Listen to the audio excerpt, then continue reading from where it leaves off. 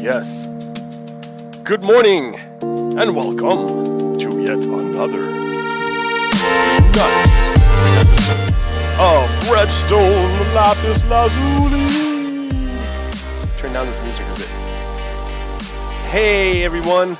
Oh wait, where'd my Minecraft go? It's not there. Why isn't my Oh, no? It should be there. What's going on? Oh, there it is. Hey, it's back. Alright, hey. Hello, welcome to yet another amazing episode.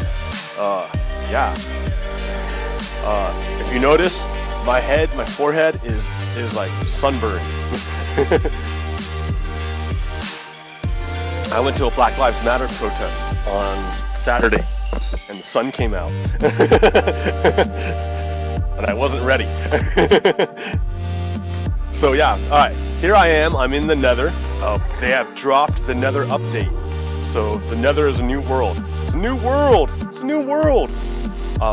If you remember from my last show, that's weird, my sword is like dark. That's weird. Alright, for my last show, this train station was broken.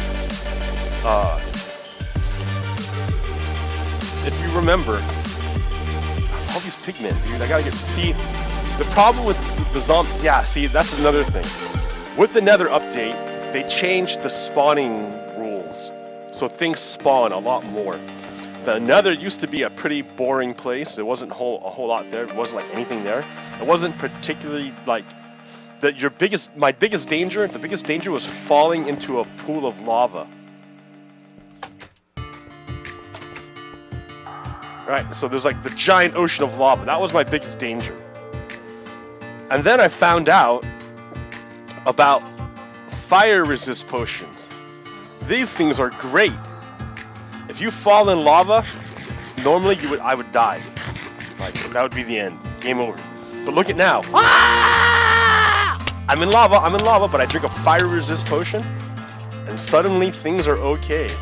I'm sinking, but I can float. I can like swim in lava. And yeah, look at there's these new guys who live in lava now. They walk on the lava. Like it's pretty deep, right? But and you swim pretty slow. But yeah, like this fire resist potion makes lava like nothing. So yeah, the problem is you move real slow. So I gotta fix that by look at that, that's kind of cool. I have elytra wings, so that helps a lot.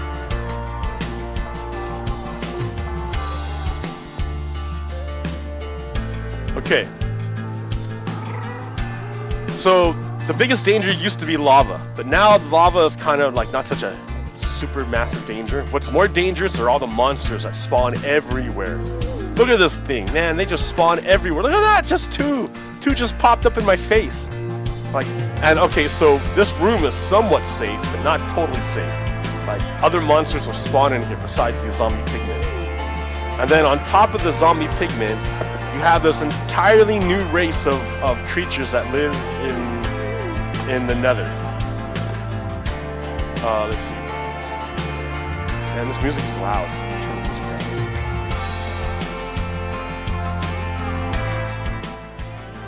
Alright, it's still pretty loud. But alright. So, yeah, you have this entirely new set of creatures called the Zoglin right there. Right, these Zoglin dudes, they're not like the zombie pigmen, right? These are zombie pigmen. This is a Zoglin. Zoglin are afraid of the zombie pigmen. Look at them. Watch them run away. Well, that guy is like, oh, what's going on? But everyone else is like, ah, zombie pigmen, run away, run away. But these dudes, and then normally, like they won't talk to me, they won't do anything, right? We don't talk. We can't talk to each other. And normally, they would shoot me. They would kill me. You know, they would see me as an outsider and they would kill me. But I'm wearing this little piece of gold. And that gold, they really love gold. They love gold. Here, let me show you how much they love gold.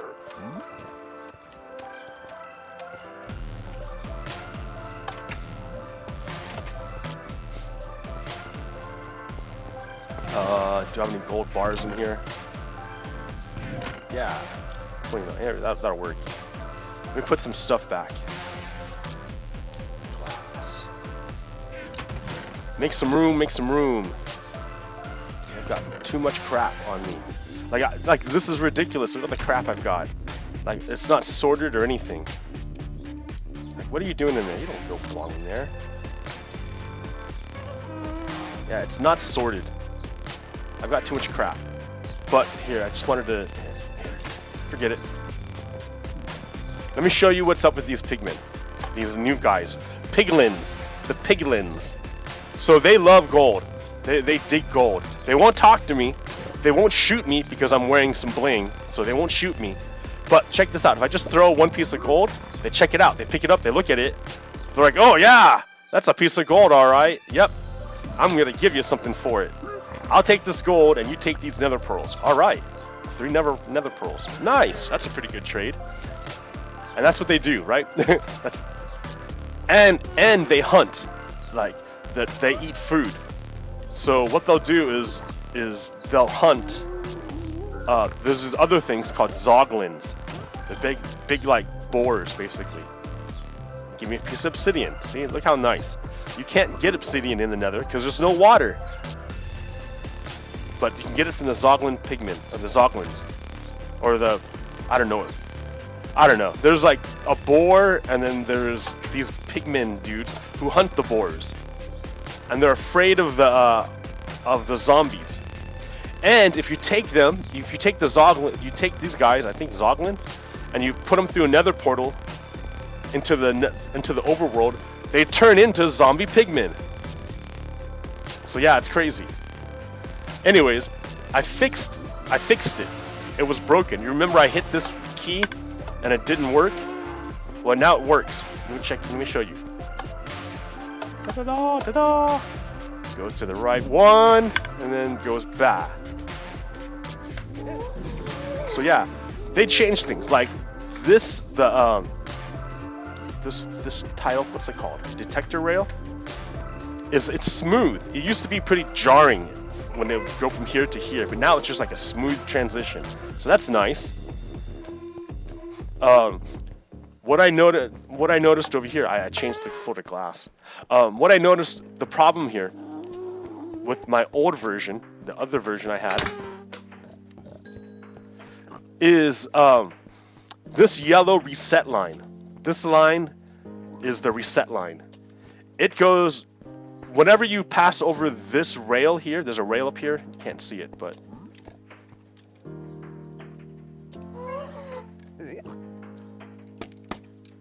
alright, so those are detector rails. These detector rails, when you run over them, they put a pulse out. And this pulse then goes down through the block onto this redstone, which then brings it over to here to this redstone repeater, which then sends it over this way into this block. Because it goes into this block and there's a repeater on top, it doesn't fire off the repeater. It goes through the block. And it goes to the other side to this redstone torch. It turns off that torch. And then this line right here gets unpowered. And if you see, this line goes into this block. And that block, in turn, you can't quite see it, but there's a redstone torch under it right there. That turns it off. And then that goes up here to this line right here. And then you'll see there's another redstone that powers this redstone. So all this gets powered and shoots a signal into this block here. This block then launches all of them. All these blue blocks here power this dropper here. So if you have anything in your dropper, it'll get shoved back into this one. And that resets the whole system. That's the reset system. Now the problem was that when I first made this, I had this yellow line going through right here, one over, right into this one. So the problem would be, it would interfere with the orange line. If I moved it right here, it interferes with the orange line. Let me show you the orange line. What the orange line does is it tells the tracks if you're going up or down. So the orange line will tell you, is the one that sends that signal. You see it goes all the way over here, the orange line, to this redstone torch, which is powering this purple block. Go up on that purple block, That's the turn mechanism. So it's either going to make you go along this way, or it's going to make you go up the track. So let me go select the one that goes up the track, the middle one. Okay. See how this turns right here? If a minecart goes on that way, it's not going to turn, it's going to keep going straight. And that's because this redstone lamp is powered. That's because this is turned off, and that's because this is turned on. And that's turned on because I think it's this one. It's powering this line, which powers all the way. It doesn't go all the way because the repeater stops it. But the way it does it is that it's this block right here that powers this redstone. If you put a repeater there in the front of it, it can't power the line. It won't power it.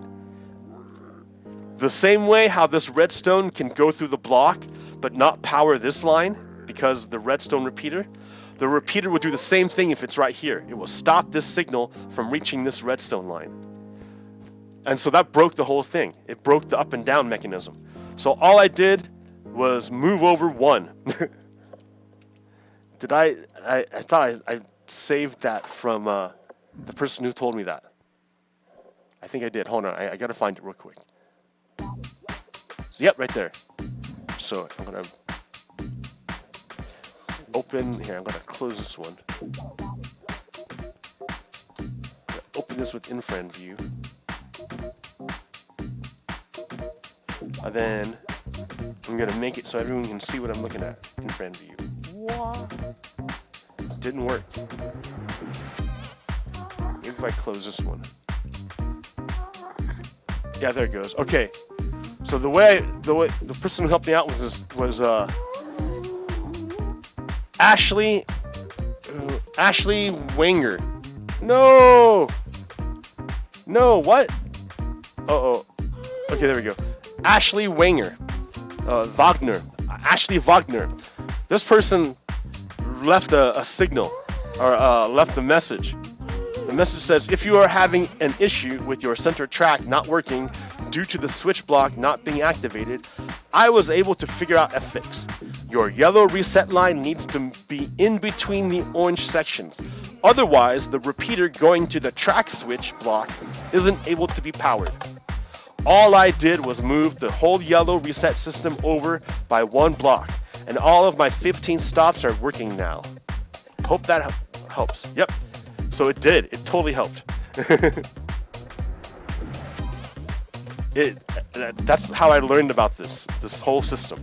So there, it works. The system works now. I can select any track and it'll go up. It'll work. Da-da-da. Up, push you off. That way.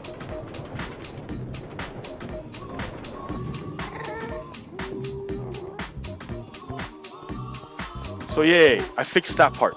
Okay, and then there's two more stations. We have World Spawn, and we have To the End Portal station. So let's go to World Spawn.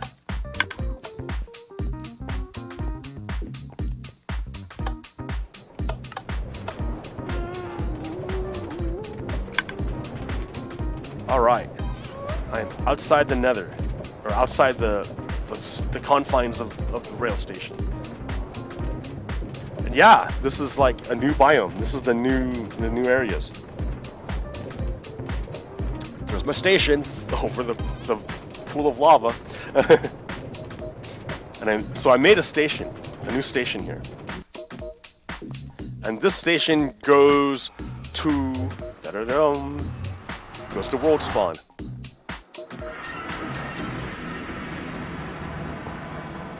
So when you come into the world, like brand new for the first time, you're gonna land on this island. And if you look at my coordinates in the upper left, I'm pretty far away from my base. I had to plant all of these trees. Oh look, sheep spawned. That's nice. Because when I first got here, there were no animals. I think there was one tree or something, and that was it on this whole island. It was pretty terrible. So yeah, the only way I got off this island was was Zombie Annihilator. He went and swam to a new place. Yeah, okay. He went and swam to our first base, and that's where we started. But yeah, if you're a new person joining the world, you're not gonna know where to go. You're gonna be like, oh my god, I'm on an island in the ocean. So I made this nether portal that you can use to go to the nether, and then use the rail station to go, you know, anywhere. The rail system takes you anywhere. But that's the thing. Look outside. Look outside these windows. That's Soul Sand Valley. That's a new biome. Those are bones sticking out. And this place is kind of scary. Like super scary, because a bunch of these ghasts spawn all the time here. Ghasts and skeletons. Now, in the old versions of Minecraft, see skeletons everywhere. Look at skeleton. And okay, so there's soil, and these ghasts are terrible. This stuff makes you walk slow. Slow walking. But look, beyond, there's the Crimson Forest. Or not even a forest, because those are mushrooms. So yeah, a bunch of red mushrooms. And look how often these monsters spawn. Oh my god, it's so much. Everywhere. Look at this. Look at this. I can't go anywhere. I'm getting shot somewhere. Where? Who's shooting me? Who's shooting me? Right there. Right? If I even go anywhere, I just get overwhelmed by skeletons.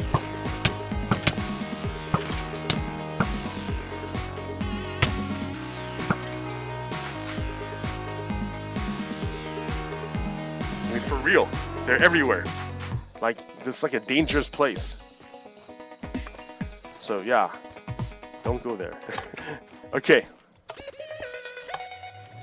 So yeah, I made this rail station to the new biome. There's my base. It's not very far, right? It doesn't look like it's very far, but you have to go outside. And outside this base is kind of dangerous.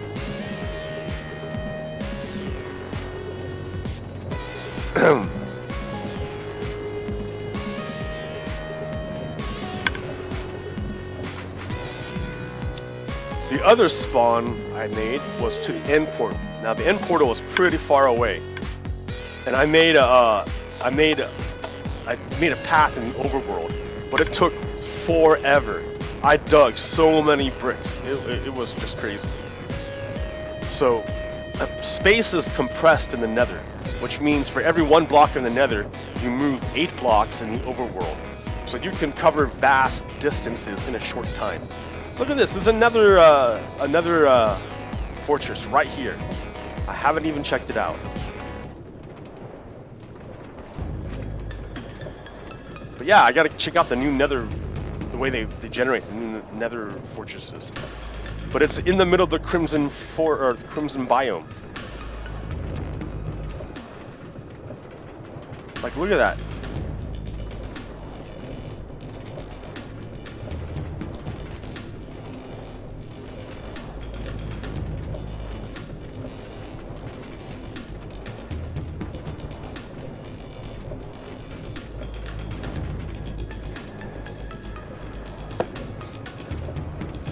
And then finally to, yeah, the station. So this goes to the end portal. Yeah, so now I can go quickly to the end portal instead of taking forever. Taking like a 5-minute train ride in the overworld. I can just do it like in a minute this way.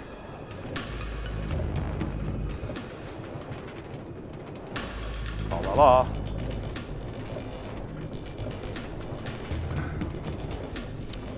But yeah, kind of cool. The thing is with the nether, it's so easy to get lost. It's so confusing. Because there's no like real differentiation between lava and then not lava. Once you're in the not lava part, it just gets ridiculous. It's not stratified. It's not in layers. It's just a big blob, like Swiss cheese, so that it looks the same no matter where you're at in it, and it's hard to keep your bearings.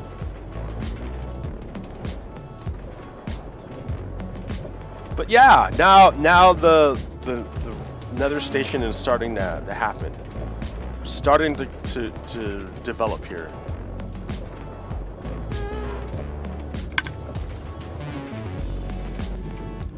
Nice. Okay. What else did I want to show you? Factory stuff.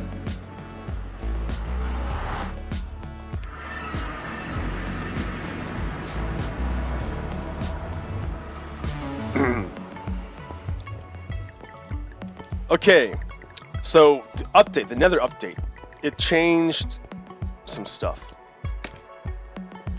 It changed the spawn rate, so the spawn rate's different. I don't know if it was just because I didn't reload or what, but the old trick of shooting dropper items into a glass block to make it drop straight down doesn't work anymore. What would happen is the dropper would shoot through the glass and dump the stuff out here. So that was no good. I had to make a proper space for it, and that worked out. It's happening here. Okay. What else do we got going? That one. There's the iron and the things moving on their path. Yeah, the other thing is that iron golems spawn a lot more. I think the rate is 10 times as much as the old version. What that means is now I have like a ton of iron. It's just, I have a lot of iron now. It used to be that it would take me literal weeks of leaving my computer running just with me AFKing so I can get iron. Just a little bit of iron. And now the iron farms work much better. Let me see if I can catch one spawning. You know, here, this is like...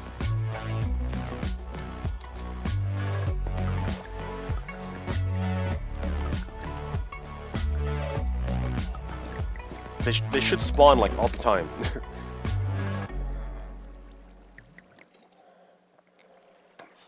But yeah.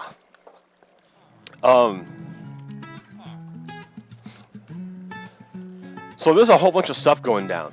Like a whole bunch of stuff. Let me get into it. Man.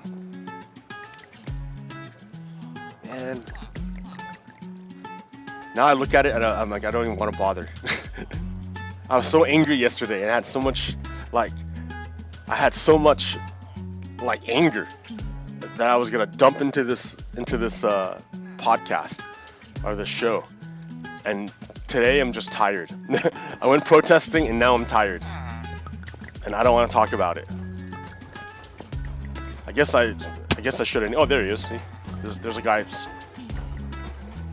who spawned. He's gonna get processed by the lava. His drops are gonna drop on that block in the middle, because that's where all the water is pushing it. And under that block in the middle is a hopper minecart, which sucks it through the block and into the system here, where it gets sorted. There's another one. So watch. His drops are gonna fall through to the bottom. Alright, there it goes, to the bottom. To there.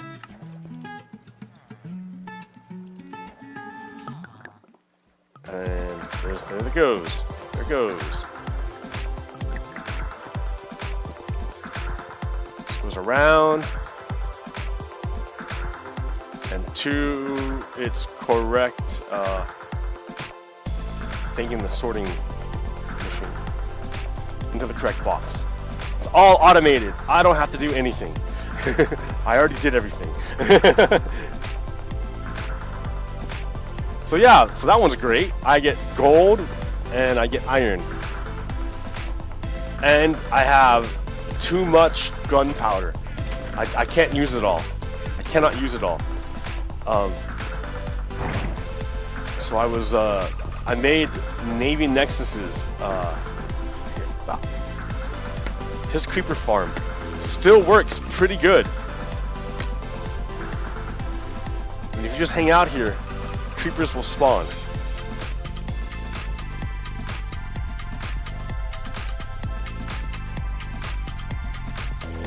Okay, hold on a second. I'm gonna get more coffee. Oh man.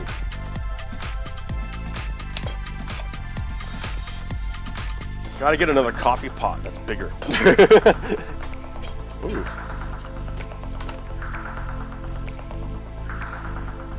Bigger coffee pot, more coffee.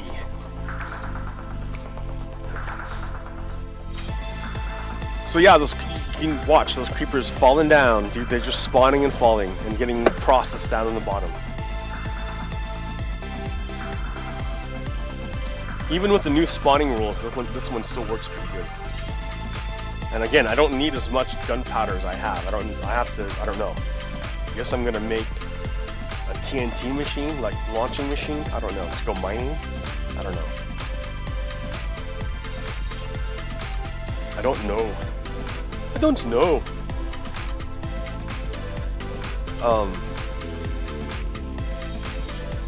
Yeah, let's see. What else do I want? Okay. Let's get into the bad stuff. First off the bat, I want to talk about how racism infects white people.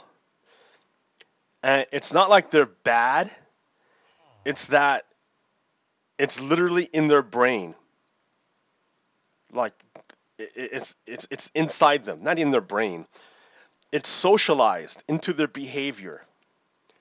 Like it's not something that comes from inside them. It's imposed from outside of them, from society into them. And even the most well-intentioned human being is susceptible to it. So let me give you an example here. You know, what am I even talking about? Ding. Open up my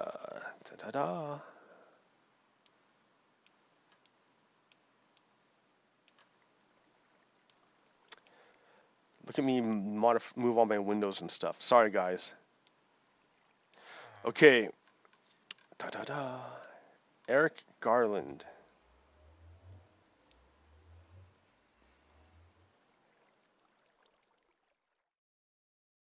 It's not in alphabetical order. Oh wait, no, because I'm on the wrong one.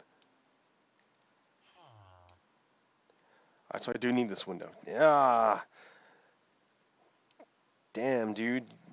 That was not what you were expecting. You know, here. Get rid of that one. Do it like this.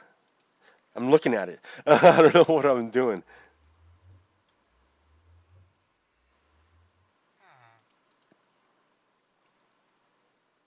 Okay. In friend view. Eric Garland retweeted this post. He says, thread, op ghost stories, or as I call it, op better trained Butinas. So Butina is a Russian spy. She was a Russian spy. One of these guys worked for Rosneft after. Did Carter Page meet him? So this guy, Eric Garland, is like a CIA, FBI dude. He's a G-man. And I followed him because, well, you know, it's good to have, you know, some insight into what the G-men think. And what he retweeted was what NS, I don't know what that is, Gov? That if this is an official account, that's problematic. Because, check it out. Look what they say. 10 years ago today, as part of Operation Ghost Stories, FBI arrested 10 Russian SVR illegals operating in the U.S. Weeks later, the illegals pleaded guilty to conspiring to serve as unlawful agents of the Russian Federation in America. Okay, my problem with that, and I told him, was the words illegal. Because the word illegal is a slur. It's used as a slur to discriminate against Latinos and Latinas and Latinx people. All the time. All the time it's used. And it's tolerated by a lot of white people for some reason. But because they act like it's not a big deal. But it's totally a big deal. I know this because it's used against me all the time. All the time. So you look at me and you're like, is this guy Latino? His last name is Gonzalez. Do I look Latino? Do I speak Latino? I don't know. But when I'm on the internet, you can't see me. You can't hear the way I talk. You got nothing but the words I write and my name. So what happens is people ignore the words I write. People ignore everything else. They don't care about the content of my speech. What they're looking at is my last name. And so they say, oh, are you illegal? Are you legal? They start questioning my legal status. Why would they do that? They don't do that to people with a Russian last name. They don't do that to people with a European last name. They only do that to people with Latino last names. Maybe, yes, it has something to do with race. It's racist. It's racist. That's the whole point. It's racist. It's a way of dehumanizing another person for no, like, what, based on a legal immigration status? That's dumb. That's dumb. But there it is. It's racism. That's racism for you. It's dumb. Racism is dumb. So I tell this guy, now I need the thumbnails. Oop, this way. So I tell this guy, okay, Garland. It's still not now. Oh, it's from the bottom. Okay. So I tell this guy, look, dude. I dislike the use of illegal as a noun.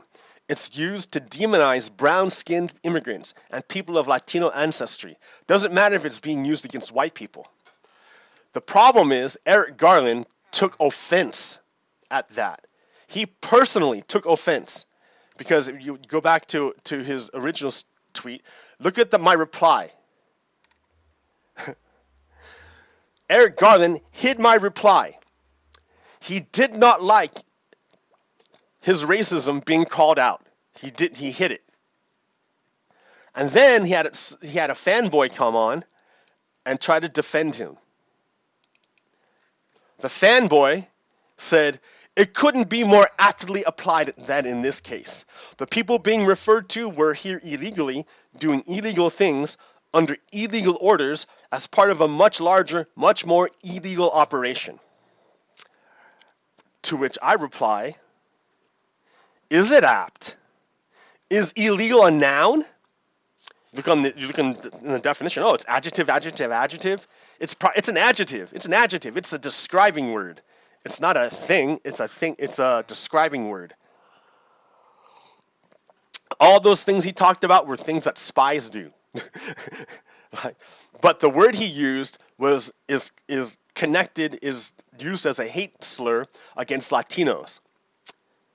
So it's the same thing as using ableist language. Even if I use ableist language and even though I don't intend it to mean the ableist connotation, even if I say it, I mean something totally different. It doesn't matter what I mean. It's not my intent. What matters is how it's perceived. And so a disabled person would be like, yo, that's ableist language. It doesn't matter what you thought. The way I took it was you're being ableist. And they're right. They're correct. Yep. Okay. I have to change my behavior. You're right. I don't want to be ableist. I'm going to change my behavior. But Eric Garland, when I pointed out his racism, like maybe he didn't mean it to be racist because he pointed at white people of another nationality. So maybe he didn't intend to reference Latinos. But it doesn't matter what he intended. It matters what happens. So another way of looking at it was like, oh, so it's bad to use the N-word when referring to black Americans. Would it be okay to use the N-word to refer to Nigerians and Nigerian nationals? Is it okay then? No! No! No! Like, it doesn't matter if they were totally, like, if the history of black Americans and the history of Nigerians or whatever were totally separate. It doesn't matter. Which I don't know if they are separate. I mean, I don't know if the Nigerians were involved in the slave trade or if they were victimized, victims of the slave trade. But it's not right to call anybody the N-word. It's not right. It doesn't matter what you intend. It's how it's perceived. So here we have this white guy, Eric Garland, using racist language. I call out the racist language, and he mutes me, more or less mutes me by hiding my reply. Then he has his lackeys come along and try to like start stuff with me. Oh. What did I do? Uh-oh. What happened here? Okay, it's this way.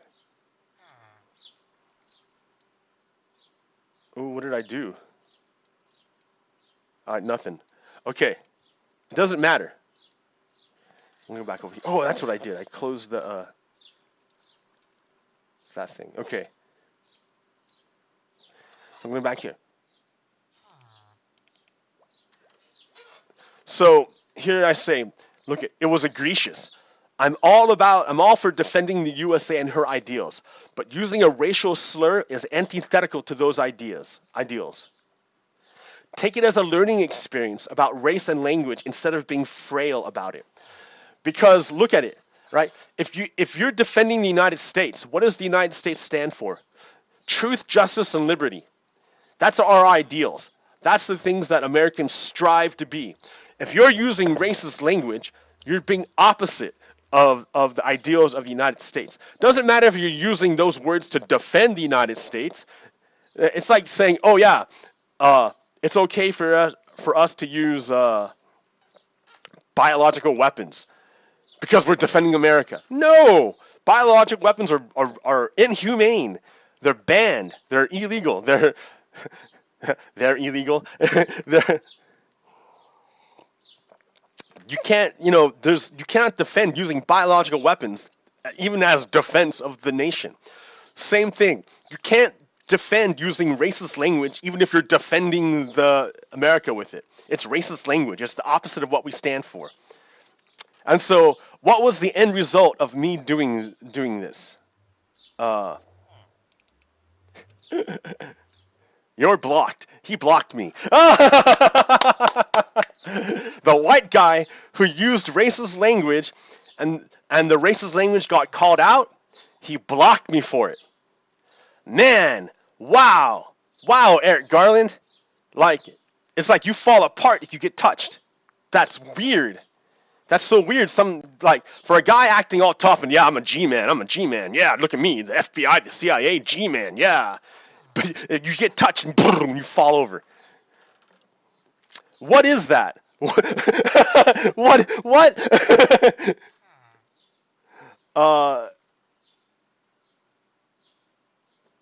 Well, we have a word for that.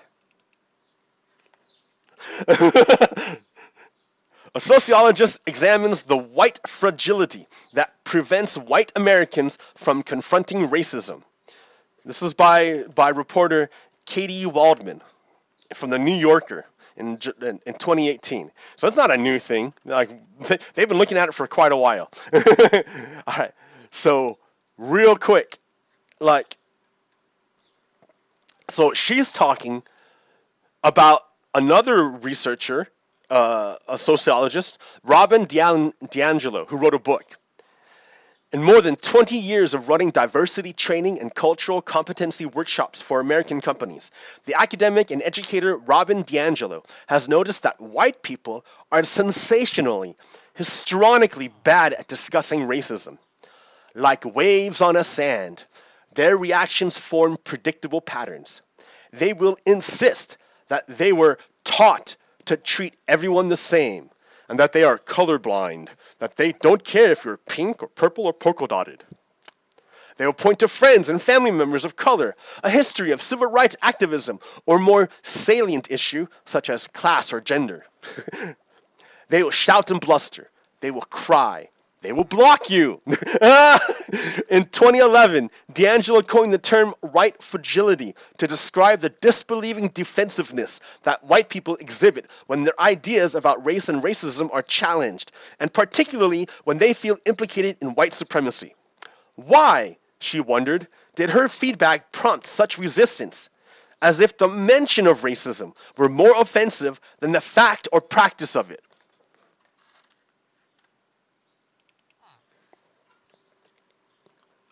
Oh, hey, I did it twice.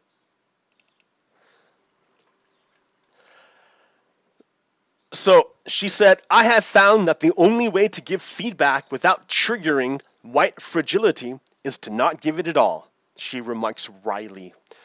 These splutterings work, D'Angelo explains, to reinstate white equilibrium as they repel the challenge, return our racial comfort, and maintain our dominance within the racial hierarchy. So she finds that the social costs for a black person in awakening the sleeping dragon of white fragility often proves so high that many black people don't risk pointing out discrimination when they see it. And the expectation of white solidarity, white people will forbear from correcting each other's racial missteps to preserve the peace, makes genuine allyship elusive. White fragility holds racism in place.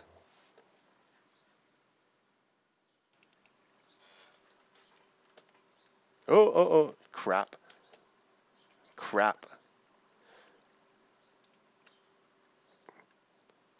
D'Angelo addresses her book mostly to white people, and she reserves her harshest criticism for white liberals like herself and like me, whom she sees as refusing to acknowledge their own participation in racist systems. I believe, she writes, that white progressives cause the most daily damage to people of color. Not only do these people fail to see their complicity, but they take a self-serving approach to ongoing anti-racism efforts. To the degree that white progressives think we have arrived, we will put our energy into making sure that others see us as having arrived. Even the racial beliefs and responses that feel authentic or well-intentioned have likely been programmed by white supremacy to perpetuate white supremacy. Whites profit off of American political and economic system that showers advantages on racial winners and oppresses racial losers. Yet D'Angelo writes, white people cling to the notion of racial innocence, a form of weaponized denial that positions black people as the havers of race and the guardians of racial knowledge. Whiteness, on the other hand, scans as invisible, default, a form of racelessness, colorblindness. The argument that race shouldn't matter prevents us from grappling with how it does matter.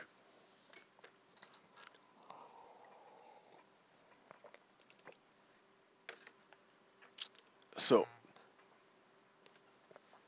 the most effective adaptation of racism over time, D'Angelo claims, is the idea that racism is consciously biased, held by mean people. This good-bad binary, positing a world of evil racists and compassionate non-racists, is itself a racist construct. Eliding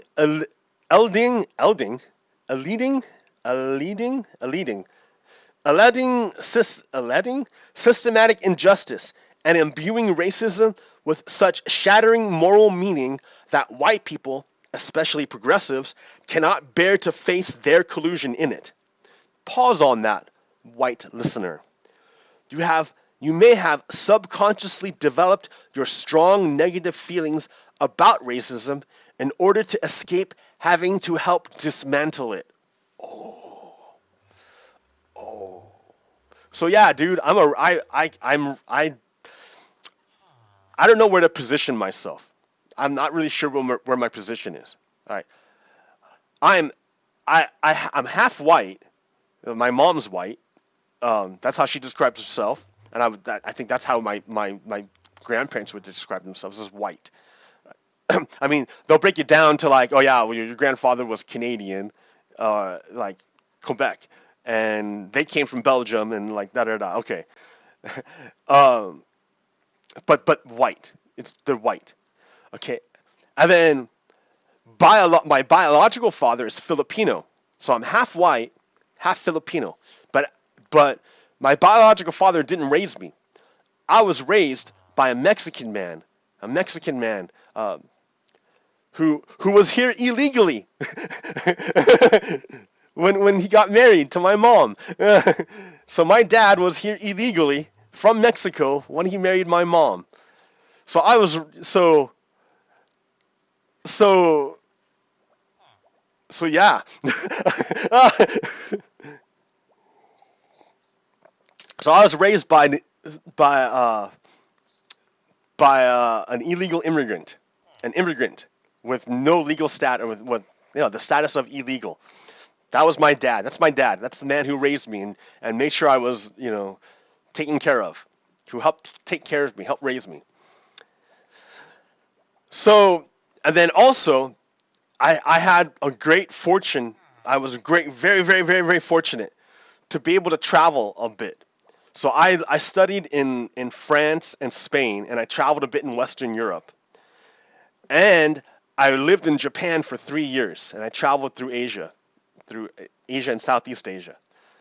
I lived in Japan for 3 years, and I traveled for like months and months. Backpacking, man, wow. Okay.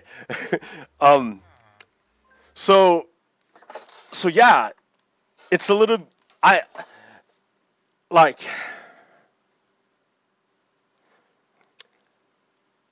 just like, I don't know where I fit in this thing. But I can recognize that I have racist tendencies. Like, I can see where I picked up the biases of my parents, my mom. I noticed it. And like, sometimes I had to have people tell me for me to notice it. And it's very uncomfortable. It hurts. It's terrible because I want to believe I'm a good person, and I'm trying my best, and I'm trying to not be racist, because being racist is bad. You don't want to be bad. So I try. And so when someone tells me, dude, you're being racist, I'm like, it hurts. And I don't want to believe it. But then again, it's not really up to me, right? It's how it's perceived. And that's kind of weird. That's a loss, that's a loss of control. In some aspect, because the thing I intended wasn't what was made. Like, you speak, but people speak with the power of language is that you can speak, and the words that you use, the information carries your intent, so that your intent is manifested. That's the whole point. Right? So when you speak and your intent is not manifested, and someone tells you, oh yeah, your spell backfired and burned a bunch of people, like, I feel betrayed by my language, by the use of my words, and by myself, by my training, by my parents, by everything. Right? And so it reflects poorly on me, right? Because if the end result is harm, that means what I've done is made harm, and I don't want to hurt people. So, and I don't want to be responsible for that, but yet I am. And that's part of it, taking responsibility for what you've done. So cancel, damn it. Oh, there we go. Where am I heading to? So yeah, so this was a really enlightening article for me. Very enlightening article.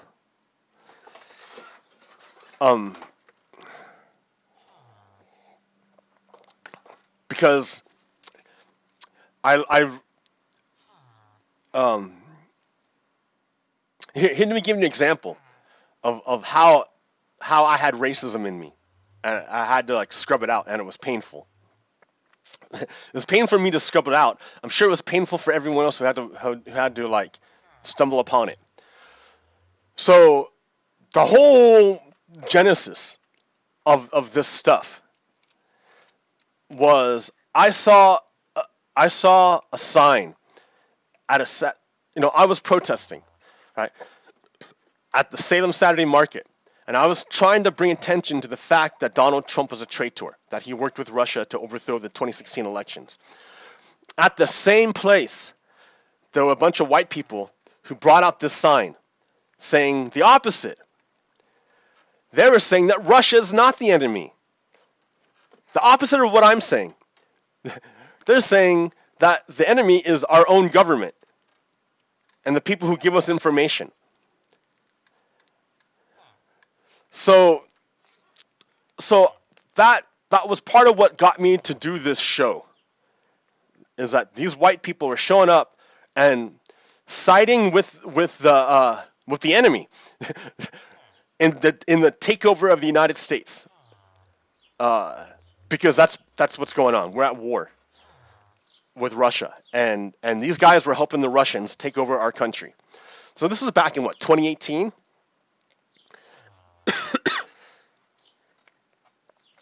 That's why I started this show.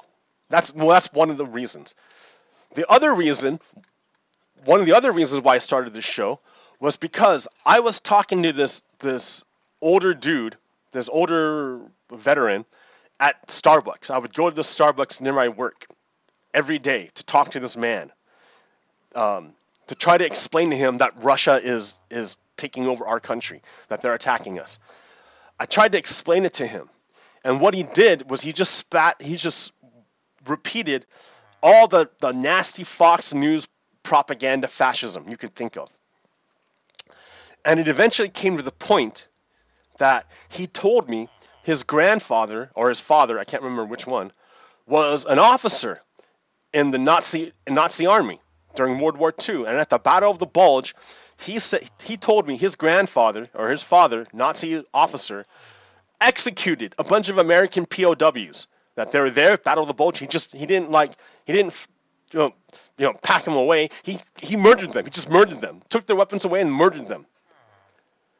And now today, and that his family fled Nazi Germany and came to the United States. And now his descendant, the Nazi officer's descendant, is repeating the Nazi propaganda to my face. He called my dad an illegal, right? And I was so offended by that.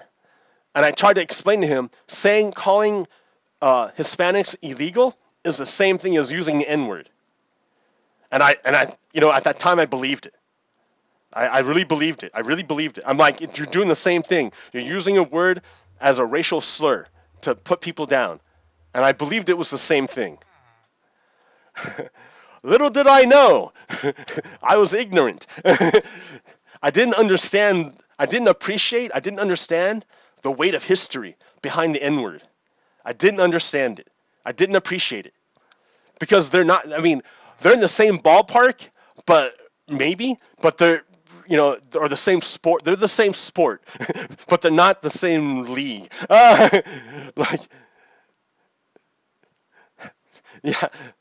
N-word is so much worse because it has the weight of chattel slavery behind it. A history, hundreds and hundreds of years of chattel slavery. And this was reinforced to me the other day when, I forgot his name. His last name was Gonzalez. Eric Gonzalez. He's going to be in the city council in Salem, Oregon, coming up. He won the election. And he said there's a racial hierarchy in the United States.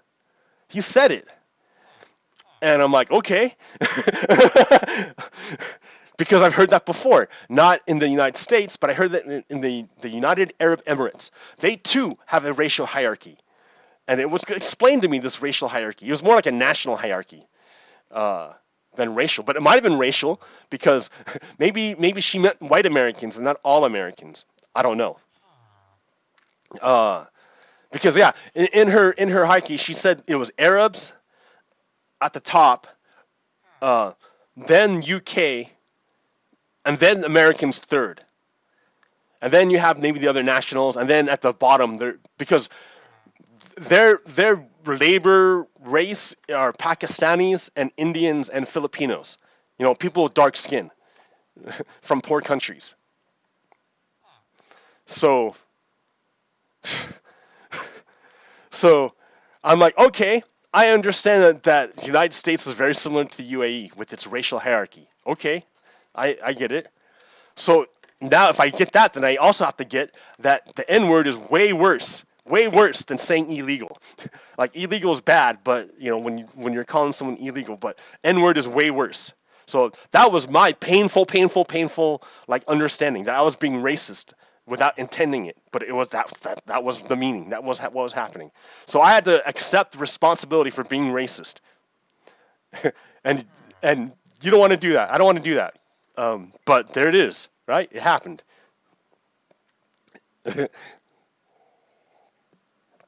So and by taking responsibility for it, you can start to heal it.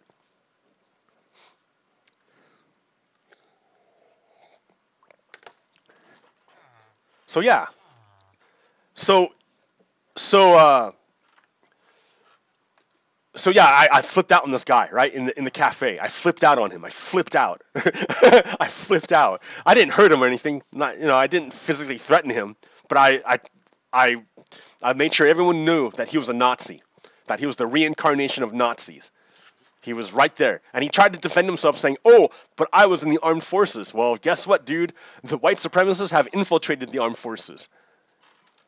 That's no defense. That's no defense. You're in spirit, you have betrayed the United States.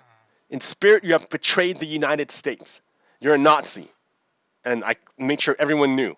So all these things, this confluence of things, started me doing this show and started this webpage. But yeah, even doing that, the racism was inside me, and I have to like find it and scrub it out. You know, inside, just like the graffiti in Paris, 1968. Inside each one of us, there lives a cop. You must find him and kill him. Okay. So back to Eric Garland here. All right. So Eric Garland has white fragility. He sees himself as being very patriotic. He's a very G-man, you know, much G-man here. But he's promoting ideals opposite of the United States. Ooh, that's the wrong one. He's promoting here ideals opposite of the United States. And when I call him out on it, when I tried to because I have privilege, right? I was able to do that. I was able to call him out. Like maybe black people don't want to risk it because the repercussions could be greater against them. But for me, I'm fairly light-skinned. I'm gonna try it. And so, but I suffered the wrath. I get attacked. Okay, that's the way it is, right? That's part of the work I have to do to dismantle the system of white supremacy. But when you have white fragility inside of our institutions, that shows you a weakness inside of these institutions. Is Eric Garland protecting the American people, or is he protecting the institutions? What is he mostly concerned with? In this instance, he was mostly concerned with protecting the institution and not the American people. And that's because he's got white supremacy inside of him, just like I have it inside of me. He's got to confront that and scrub it out. So let me give you another example of white supremacy. Opening day at Trader Joe's in North Hollywood, California. In California, here is a woman, right, who is very upset by the fact that she has to wear a mask indoors. Do I have the video of it? Yeah, I do. So here, check this out. That's the wrong one. So I have to go over here.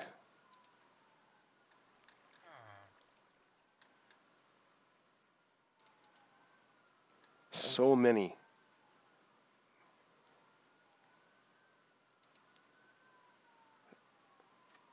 Okay, that's 2. Where's 1? Why isn't it right next to it? Oh, right here. This is day 1. This is opening day of Trader Joe's in North Hollywood. This is Karen. Woo! Democratic pigs! All of you! That man harassed me for not wearing a... So she is throwing a fit because she has to wear a mask. Okay, and look at her defense. So she defends herself. I have a breathing problem. My doctor would not let me wear a mask. So anyone harassing me to wear a mask, you guys are violating federal law. You get that? Get that on camera. Ma'am. So that's white supremacy.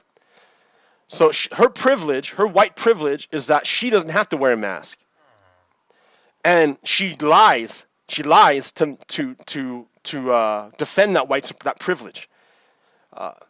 Now, how do I know she's lying? How do I know she's lying about her privilege? Because here we have a nurse, and this series of images, right? There she is. Her her oxygen is 98/64. Or no, that's a pulse rate. So 98% with no mask. That's her deal, right? She uses a paper mask, and then look at her rate, 98%. Okay. Then she uses one of those N2 masks, those super masks. Look at, she has higher oxygen saturation. And then she wears both of them. Now she's wearing both of them, both this one and this one. Look at it. So this is a nurse. It's not like she doesn't know what she's doing. So Karen, this woman who's called Karen, used her white privilege to say she doesn't need to wear a mask. And then when she gets called out on it, she flips out. She flips out. This is white fragility. This is white people who flip out when their privilege is checked. She flips out. Because, if you follow the science, of course you wear a mask indoors. Of course, that's where it's spreading, is indoors. You wear a mask indoors. Masks help. Masks absolutely help. The fact that the propaganda people, the fascist propaganda people, were able to convince so many Americans not to wear masks is terrible. It shows how dumb some Americans can be, how bad their education is. Because, this woman lied. So that's another thing about fascism. Fascism doesn't care anything about truth. Fascists use words only for their power, not for the actual truth of it. They only use words for power. They don't use words for truth. So Karen here was using her words. She lied and said that she needed, she had a medical exemption for it. But she's lying. Because there's nothing. She's able to scream and spew out her infection particles all over the store because of her breathing problem. That doesn't exist. So she's using the word only for power, not for truth. So okay, Karen.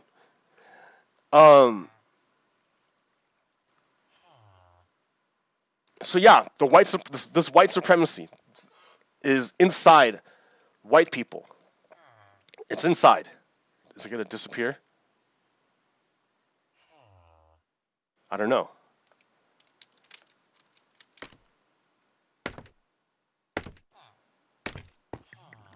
Oh, it looks frozen.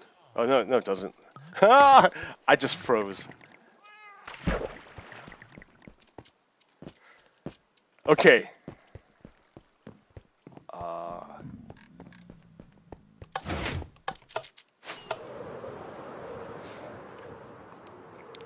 This elytra is so nice.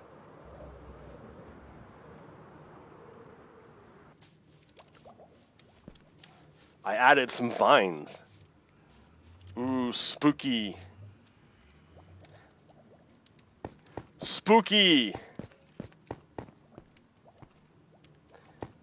Nice atmosphere, huh? Nice. I like this atmosphere. I gotta add more vines.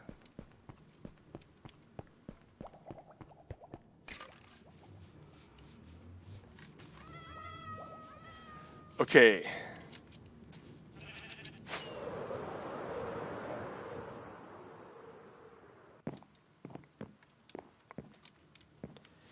All right. Oh, it's still up there. Okay, here, I gotta get rid of it. It only goes away if I take this away too. Yep, okay. Get the music going again.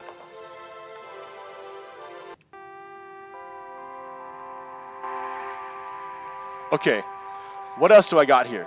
All right, so Eric Garland. Yeah, I gotta, let me go back to Eric Garland.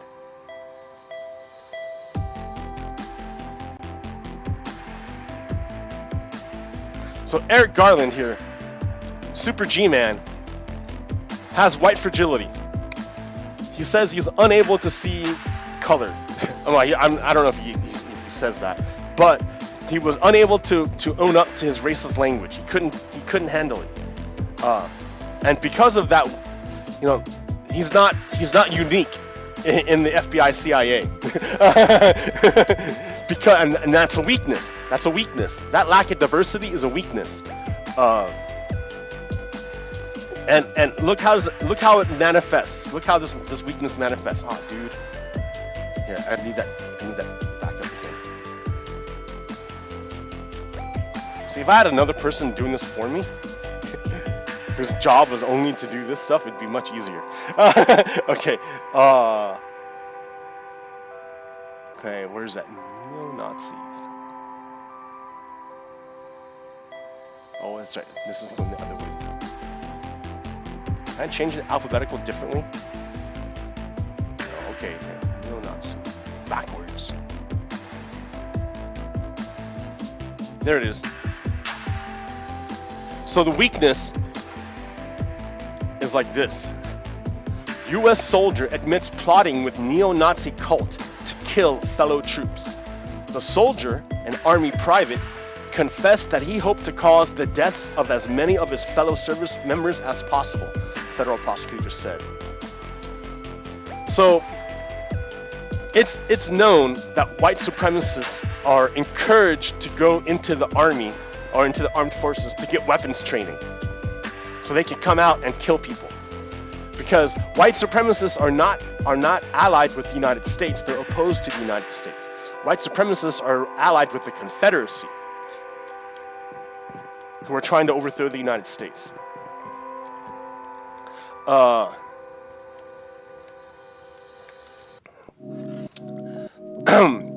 So, how can white supremacists be infiltrating our armed forces? Well, because people like Eric Garland are frail about their white supremacy inside of them, and they're unable to accept criticism about it.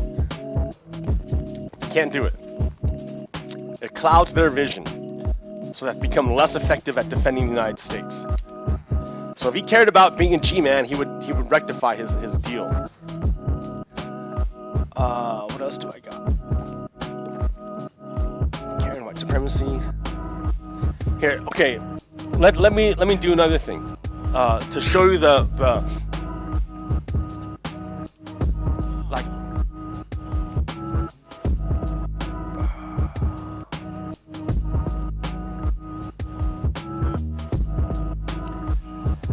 Okay, the way police treat white people and black people differently. This dude here, his name is James Holmes. He walked into a movie theater in Aurora, Colorado, and murdered a whole bunch of people in the theater with a big gun. And he also had a ammo drum filled with 100 bullets that he was going to use to spray and kill everybody. He was going to kill everybody with his gun, except the thing jammed, so he couldn't use the big one. But he killed a bunch of people. And what happened? The police came, took him alive. There he is, going to prison, or it was in Colorado Springs. All right, Aurora, Colorado. No, Aurora, Colorado. James Holmes an American mass murderer responsible for the 2012 Aurora, Colorado shooting, in which he killed 12 people and injured 70 others, 62 directly and 8 indirectly, at a Century 16 movie theater on July 20th, 2012. He had no known criminal background before the shooting occurred. Holmes booby-trapped his apartment with explosives before the shooting, which were defused one day later by a bomb squad. Holmes was arrested shortly after the shooting and was jailed without bond while awaiting trial. Following this, he was hospitalized after attempting suicide several times while in jail. Holmes entered a plea of not guilty by reason of insanity, which was accepted. His trial began April 27, 2015, and on August 24th, he was sentenced to 12 consecutive life sentences, plus 3,000 years without parole. Okay, so dude's alive and in prison. Like, after he murdered a bunch of people in a movie theater and booby-trapped his apartment, he got arrested, like, and that's it. Dylan Thomas, the dude, the white supremacist who walked into a church and murdered a bunch of black people in a church, was not only arrested alive, he was taken out to lunch by the police afterwards. So we got all these white mass murderers are treated with kid gloves by the police. The same police department that handled the Aurora, Colorado shooting, the same police department murdered this guy because he was black. They murdered him because he was black. He was walking down the street and they rolled up on him and then murdered him. The end. They just murdered him. He wasn't a guy in a movie theater murdering a bunch of people. He didn't have any weapons. He wasn't threatening anyone. They just rolled up. The police rolled up on the same people that got this guy alive. Were the same people that rolled up on this unarmed dude doing nothing and murdered him. The same police department. The same police department. Now, here's some of that white fragility. It's pretty obvious the Aurora Police Department is corrupt and racist. It's pretty obvious. When they can take alive a mass murderer, but then they murder a random black person, it's pretty obvious. Elijah McClain, a 23-year-old African-American massage therapist in Aurora, Colorado, died after being detained and placed under arrest by police officers Nathan Woodyard, Jason Rosenblatt, and Randy Rodema. He was injected with ketamine as a sedative by paramedics on the evening of August 24th, 2019. An Aurora citizen reported to the police that McClain was acting suspiciously, wearing a mask, although the caller also indicated that he did not believe anyone was in danger, and he believed that McClain was unarmed. The 3 police officers who were involved in the incident said that their body cams were knocked off during a struggle with him. Paramedics administered ketamine to McClain to sedate him. While being transported to the hospital, McClain allegedly suffered cardiac arrest and died 7 days later after being removed from life support. McClain's autopsy was inconclusive. Dude, police murdered him and then injected him with drugs. It's pretty simple. Police murdered him. Like, this whole thing is dripping with white supremacy. The whole thing. Obviously, the Aurora, the police department is full of white supremacists. Nazis. They're Nazis. Nazi stormtroopers are going around killing black people. And treating white people, oh yeah, he's fine. He's one of us.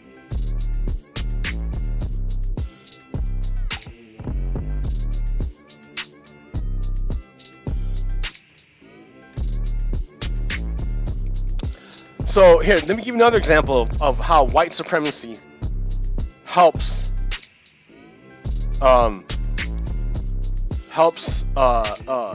the police help white supremacy. I have all, like, it just never ends. There's so many of these. All right. So you remember how in Albuquerque, New Mexico, the police department in Albuquerque, New Mexico, kill people all the time. White, black, but especially black. but some white people too. They just murder people. Albuquerque Police Department murders people, and I'm pretty sure they're white supremacists. So there was a demonstration in Albuquerque, and a bunch of white supremacist militia people showed up with guns. So what happens?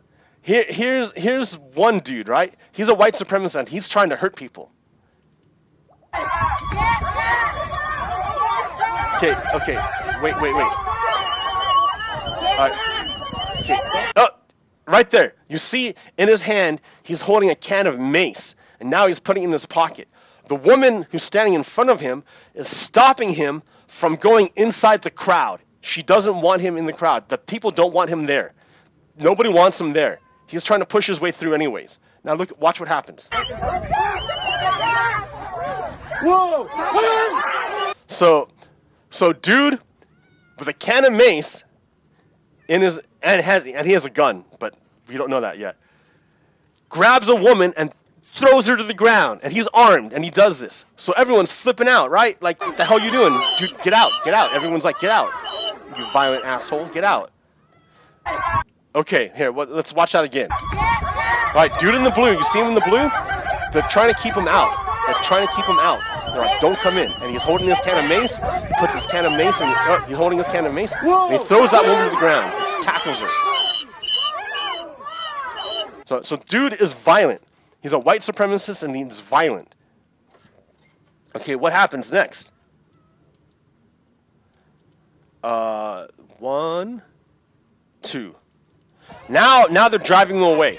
Now everyone's making him go away. They're telling him to leave.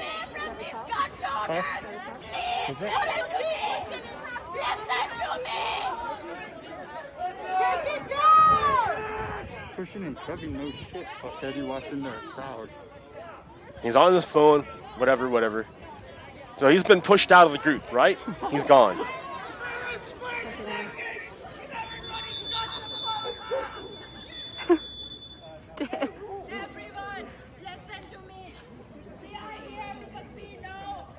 I need more coffee.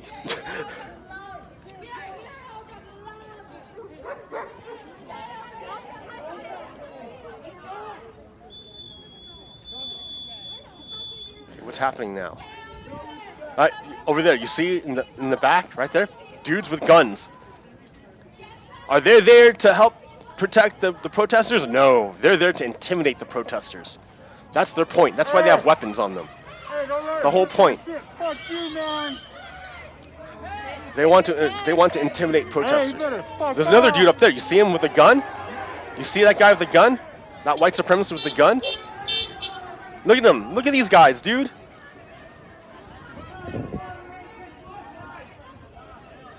They're white supremacists. They're Nazis. These Nazis with guns show up to protect white supremacy.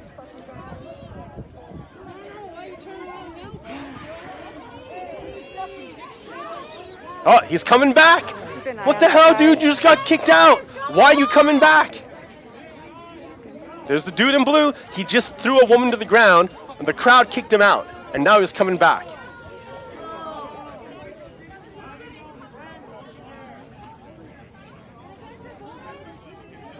So that dude in blue is with the people with... That dude in blue is with the people with the guns. He's a gun dude. He's a white supremacist. So he got kicked out for attacking a woman, and now he's pushing his way back in. That dude means to do harm. He means to hurt people.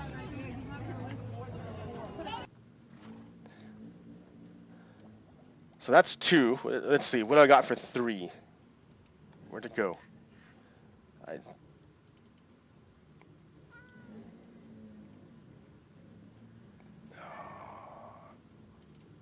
Okay, 3.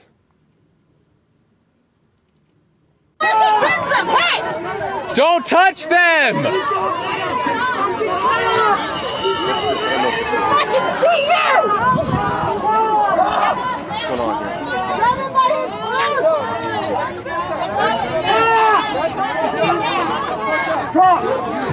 There's the guy in blue again. You see him? The guy in blue is pushing his way back in. Why are you touching them? Get your There's the hands guy in off blue. of him! He's got a gun. Yo, yo, yo, yo! Guy in blue pushing his way in. Get your hands off of him! He's got a gun. Get his face! And Get his face! Has a weapon! Cop! You have a weapon! Cops don't care, right? Cops don't care that all these white supremacists are armed. Cops feel safe around white supremacists. They don't feel safe around unarmed protesters.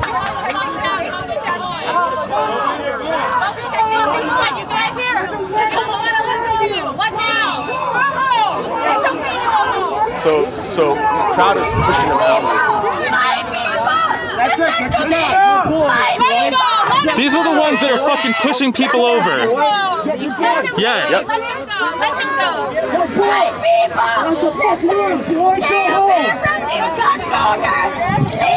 Someone get these fucking lunatics with their guns out of here.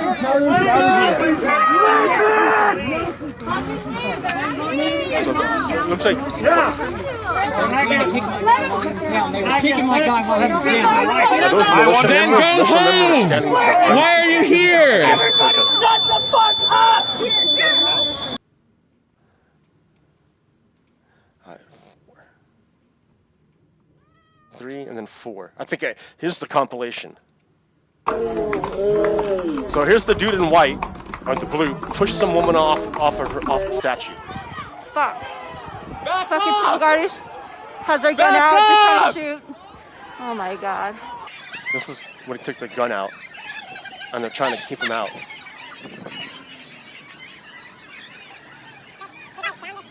At the very end. Okay. So yeah, see, he got pushed out, and now he's trying to find his way back in. Okay. Again, these fools pulled out their gun. It's getting pretty crazy, guys. Why are you touching them? Get your hands off of him! He's a cop! He's got a fucking weapon! Yo, yo, yo, yo! He's got a He has a gun. weapon! Get your hands off of him! Weapon! Get his face! Get his face! Has Guy's a a white weapon! supremacist. Cop! You have a weapon!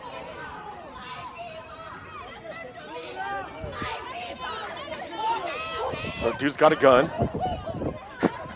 He's got mace. He's got mace and a gun, and they don't want him there.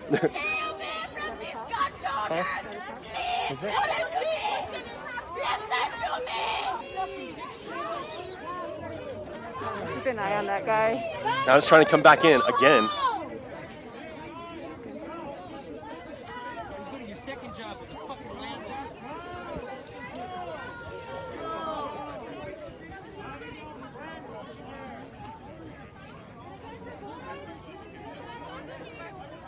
Hey man, you should stay out of there. Dude. Fuck off, man. He's like, they're like, don't go there. And he's like, oh, I'm gonna go there.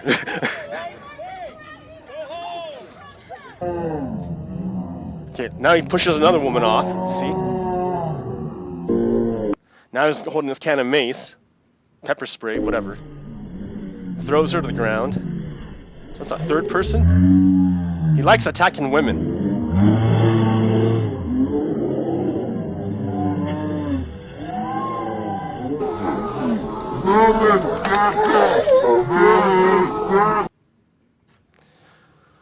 And then what happened after that? Oh. This one here. Dude pulls out a gun! Dude finally pulls out his gun. And what does he do? Dude pulls out his gun.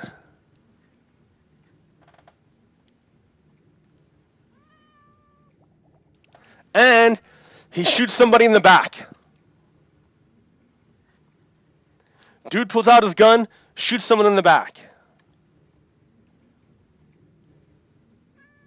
These are white supremacists. These are all white supremacists doing this.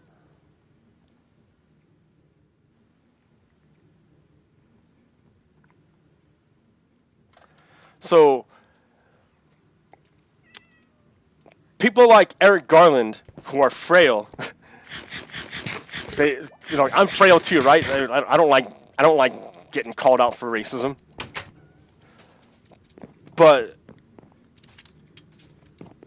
yeah, it's just, it's like deadly. It's deadly. White supremacy is deadly. I mean, look what's happening.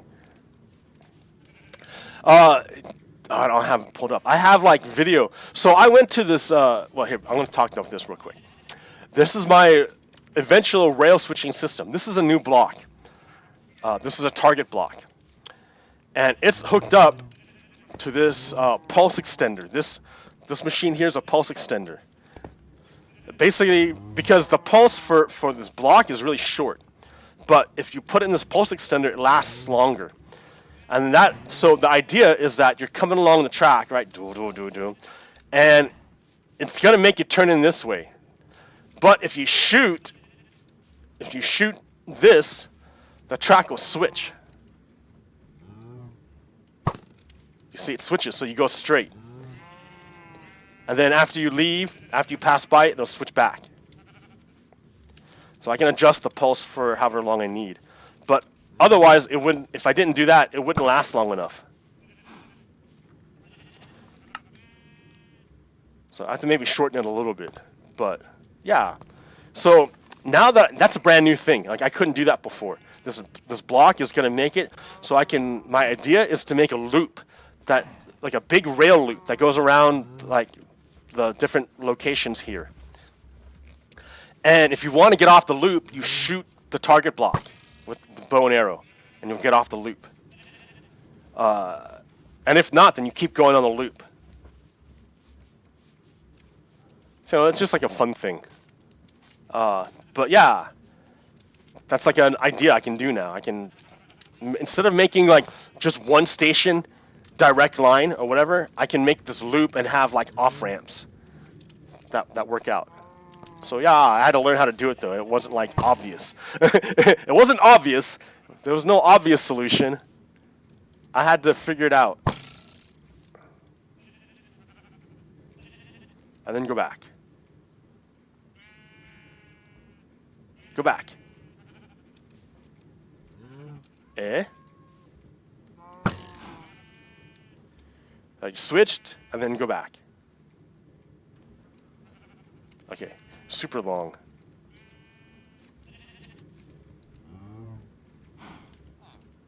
Alright, what about 7?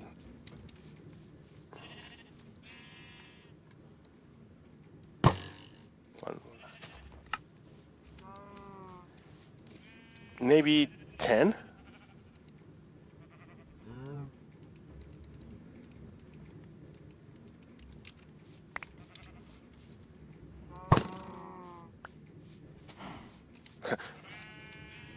Okay, yeah, 10 looks good. So I shoot it, and I'm going, I'll keep going. And then it'll switch back. Okay. So yeah, target block, hooked up to a pulse extender, hooked up to a rail switch. And it's gonna go around everything.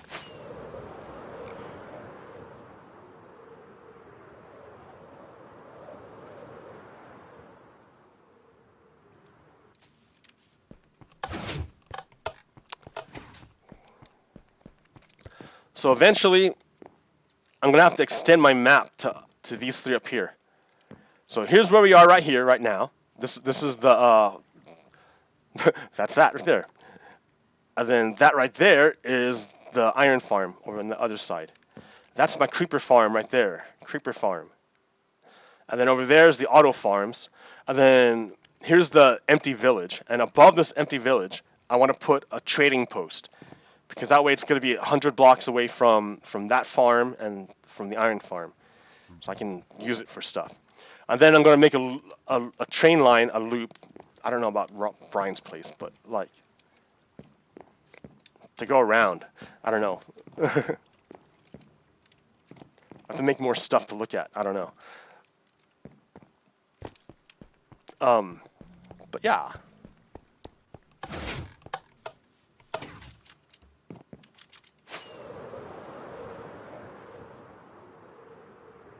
That's what I'm doing in Minecraft.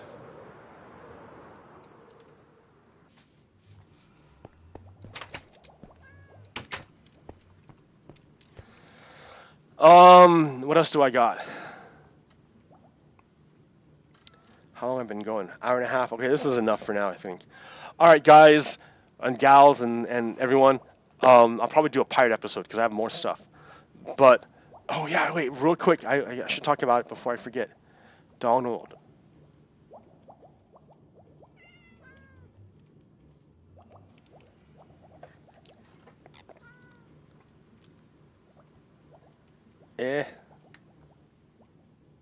Why didn't it work?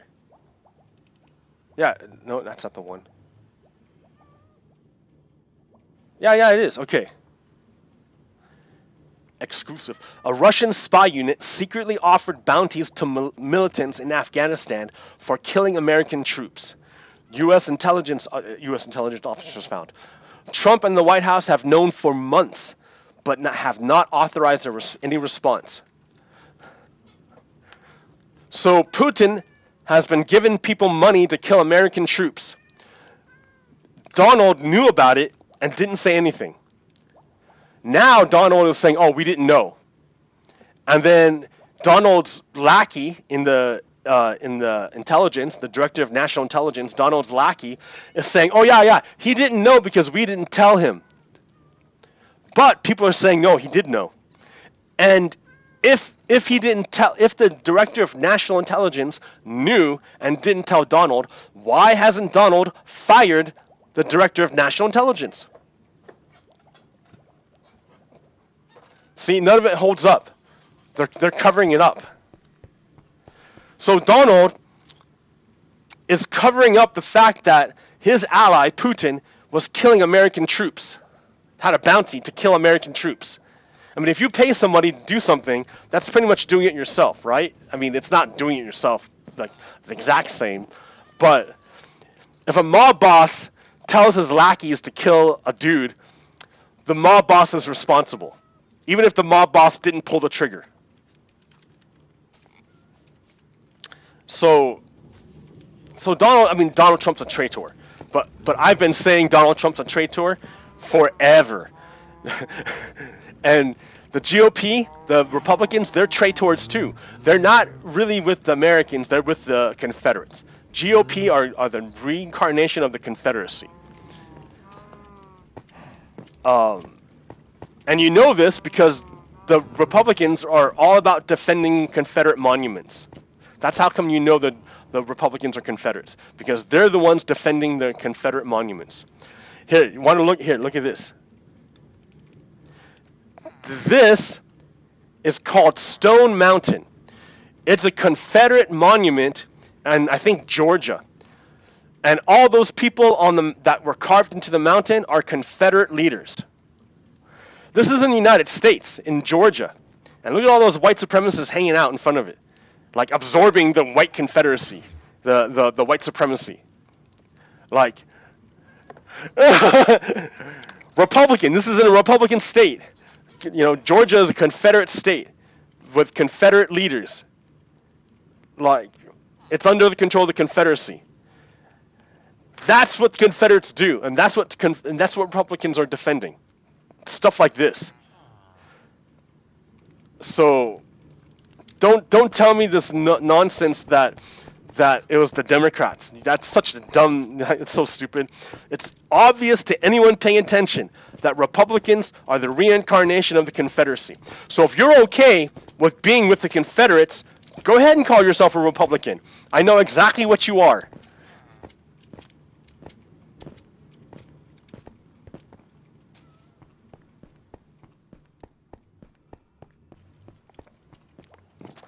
Okay, I got to do a pirate episode, but all right, guys. Oh, it's still there. Okay. I got to go, guys.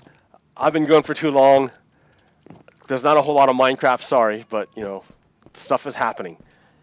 Like, Donald Trump is a traitor. He's using the coronavirus to kill as many Americans as he can, and so are all the Republicans. So they're fascists. They're, you know, basically it's a Nazi takeover of the country. So you have to fight it. War is different. We're at war. War is different now. It's not like the way you were conditioned to believe it was. It's different. It's as much in your brain as it's anywhere else. So take care, America. Be vigilant. Fight hard for your ideals. And I'll see you next week. Okay, PoGokeRo out. Peace. PoGokeRo out. Peace. Okay.